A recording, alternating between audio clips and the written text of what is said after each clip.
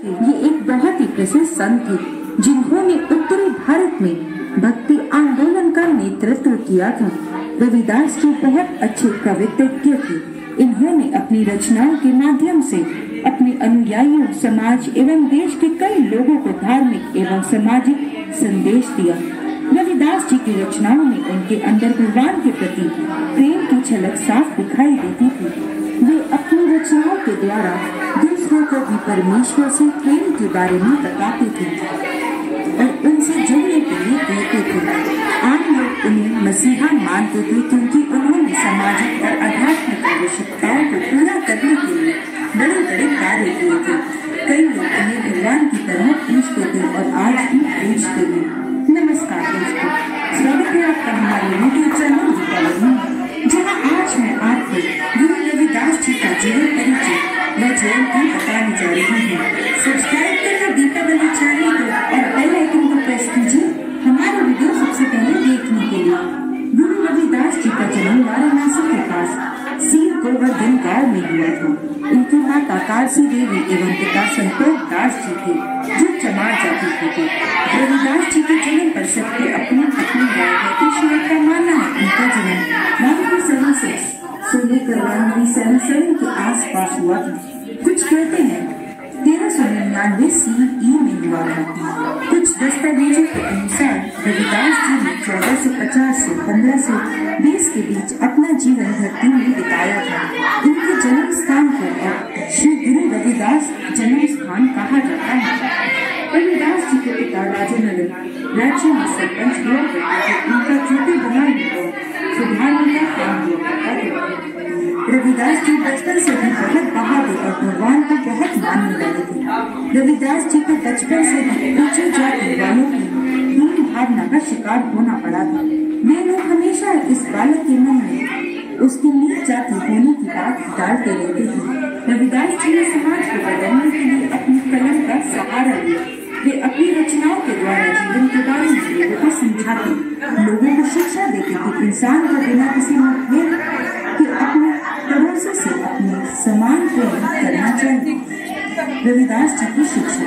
बचपन में रविदास जी अपने गुरु पंडित शारदानंद की पाठशाला में शिक्षा लेने जाया करते थे। कुछ समय बाद नीची जाति वालों ने उनका पाठशाला में आना बंद करवा दिया था। पंडित शारदानंद जी ने रविदास जी की प्रतिभा को जान लिया था। वे समाज की ऊंच नीच बातों को नहीं मानते थे। उनका मानना था कि रविदास भगवान द्वारा भेजा गया एक बच्चा है। जिसके बाद पंडित शारदानंद जी ने रविदास जी को अपनी पर्सनल पाठशाला में शिक्षा देना शुरू कर दिया। वे एक बहुत प्रतिभाशाली और होनहार छात्र थे। उनके गुरु जितना उन्हें पढ़ाते थे उससे ज्यादा वे अपनी समझ से शिक्षा ग्रहण कर लेते थे। पंडित शारदानंद जी रविदास जी से बहुत प्रभावित होते थे। उनके आचरण और प्रतिभा को देख वे सोचा करते थे कि रविदास एक अच्छा आध्यात्मिक गुरु और महान समाज सुधारक बनेगा। संत रविदास का आगे का जीवन। रविदास जी जैसे जैसे बड़े होते जाते हैं भगवान राम के रूप के प्रति उनकी भक्ति बढ़ती जाती है। वे हमेशा राम, रघुनाथ, राजा रामचंद्र, कृष्ण, हरि गोविंद आदि शब्द उपयोग करते थे जिससे उनकी धार्मिक होने का प्रमाण मिलता था। रविदास जी मीराबाई के धार्मिक गुरु हुआ करते थे। मीराबाई राजस्थान की राजा की बेटी और चित्तौड़ की रानी थी। वे रविदास जी की शिक्षा से बहुत अधिक प्रभावित थी और वे उनकी एक बड़ी अनुयायी बन गई थी। मीराबाई अपनी रचनाओं में लिखती हैं, उन्हें कई बार मृत्यु से उनके गुरु रविदास जी ने बचाया था। रविदास जी सामाजिक काम। लोगों का कहना है भगवान ने धर्म की रक्षा के लिए रविदास जी को धरती में भेजा था क्योंकि इस समय पाप बहुत बढ़ गया था। लोग धर्म के नाम पर जाति व भेद करते थे। रविदास जी ने बहादुरी से सभी भेदभाव का सामना किया और विश्वास एवं जाति की सच्चाई परिभाषा लोगों को समझाई। वे लोगों को समझाते थे कि इंसान जाति, धर्म या भगवान पर विश्वास के द्वारा नहीं जाना जाता है बल्कि वो अपने कर्मों के द्वारा पहचाना जाता है। रविदास जी ने समाज में छूत के प्रचलन को खत्म करने की बहुत प्रयास किया। उस समय नीचे जाति वालों को बहुत नकारा जाता था। उनका मंदिर में पूजा करना, स्कूल में पढ़ाई करना, गाँव में दिन के समय निकलना पूरी तरह से वर्जित था। यहाँ तक कि उन्हें गाँव में पक्के मकान की जगह कच्चे झोपड़े में भी रहने पर मजबूर किया जाता था। समाज का अद्भुत दशा देखकर रविदास जी ने समाज से छूट भेदभाव को दूर करने की ठानी और समाज के लोगों को सही संदेश देना शुरू किया। रविदास जी लोगों को संदेश देते थे कि भगवान ने इंसान को बनाया है, न कि इंसान ही भगवान को। इसका मतलब है हर इंसान भगवान द्वारा बनाया गया है और सबको धरती में समान अधिकार है।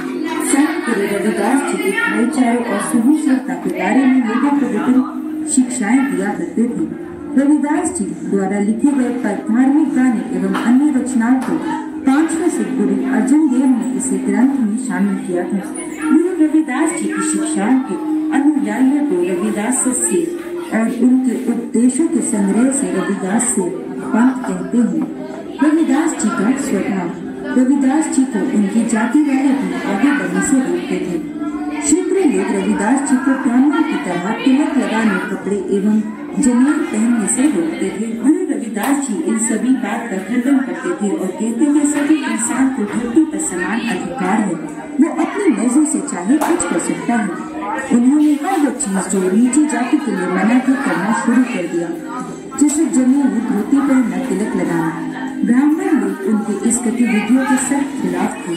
उन लोगों ने वहाँ के राजा से रविदास जी के खिलाफ शिकायत करनी थी। रविदास जी सभी ब्राह्मण लोगों को बड़े प्यार और आराम से इसका जवाब देते हैं।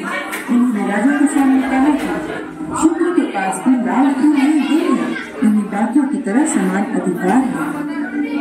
रविदास जी ने भरी सभा में सबके सामने अपनी छाती पर चीर दिया और 4 युग सतयुग, त्रेता, द्वापर और कलयुग की तरह 4 युग के लिए क्रमशः सोना, चांदी, तांबा और कपास से जंजीरें बना दिया।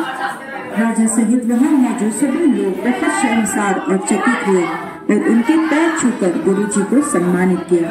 राजा को अपनी बचकानी हरकत पर बहुत पछतावा हुआ। उन्होंने गुरु से माफी मांगी। संत रविदास जी ने सभी को माफ कर दिया और कहा, जनेऊ पहनने से किसी को भगवान नहीं मिल जाते हैं। उन्होंने कहा कि केवल आप सभी लोगों को वास्तविकता और सच्चाई को दिखाने के लिए इस गतिविधि में शामिल किया गया है। उन्होंने जनेऊ उतार कर राजा को दे दिया और इसके बाद उन्होंने कभी भी जनेऊ पहनना न तिलक लगाया। रविदास जी के पिता की मृत्यु। रविदास जी के पिता की मौत के बाद उन्होंने अपने पड़ोसियों से मदद मांगी ताकि वह गंगा के तट पर अपने पिता का अंतिम संस्कार कर सके। ब्राह्मण इसके खिलाफ थे क्योंकि वह गंगा जी में स्नान किया करते थे और शूद्र का अंतिम संस्कार उसमें होने से वह प्रदूषित हो जाते। उस समय गुरु जी बहुत दुखी और असहाय महसूस कर रहे थे, लेकिन इस घड़ी में भी उन्होंने अपना संयम बनाए और भगवान से अपने पिता की आत्मा की शांति के लिए प्रार्थना की। फिर वहाँ एक बहुत बड़ा तूफान आया। नदी का पानी विपरीत दिशा में बहने लगता है।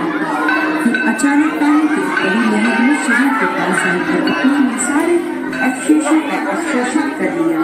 कहते हैं कभी से गंगा नदी के ऊपर बह रही थी। भारत के इतिहास के अनुसार बाबर मुगल साम्राज्य के पहला शासक था जिन्होंने 1526 से पानीपत की लड़ाई जीत बाबर गुरु रविदास जी के आध्यात्मिक शक्तियों के बारे में बहुत अच्छे से जानते थे। वो उनसे मिलना चाहते थे। फिर बाबर हुमायूं के साथ उनसे मिलने जाते हैं तो वो उनके पैर छूकर उन्हें सम्मान देते हैं। गुरु जी उसे आशीर्वाद देने की जगह उसे दंडित करते हैं क्योंकि उसने बहुत से मासूम लोगों को मारा था। गुरु जी बाबर को गहराई से शिक्षा देते हैं जिससे प्रभावित होकर बाबा रविदास जी की अनुयायी बन जाता है और अच्छे सामाजिक कार्य करने लगता है। रविदास जी क्यों लिखते हैं? रविदास जी की सच्चाई, मानवता, भगवान के प्रति प्रेम, सद्भावना दिन तक उनकी अनुयायी बढ़ती जा रही थी। दूसरी तरफ कुछ ब्राह्मण उनको मारने की योजना बना रहे थे। रविदास जी के कुछ विरोधियों ने एक सभा का आयोजन किया। उन्होंने गांव से दूर सभा आयोजित की और उसमें गुरु जी को आमंत्रित किया। गुरु जी उन लोगों की इस चाल को पहले ही समझ जाते हैं। गुरु जी वहाँ जाकर सभा का शुभारंभ करते हैं। गलती से गुरु जी की जगह उन लोगों का साथी भोलानाथ मारा जाता है। गुरु जी थोड़ी देर बाद जब अपने कक्ष में शंख बजाते हैं तो सब अचंभित हो जाते हैं। अपने साथी को मरा देख वे बहुत दुखी होते हैं और दुखी मन से गुरु जी के पास जाते हैं। रविदास जी के अनुयायियों का मानना है कि रविदास जी 120 या 126 वर्ष के बाद अपने शरीर को त्याग देते हैं। ये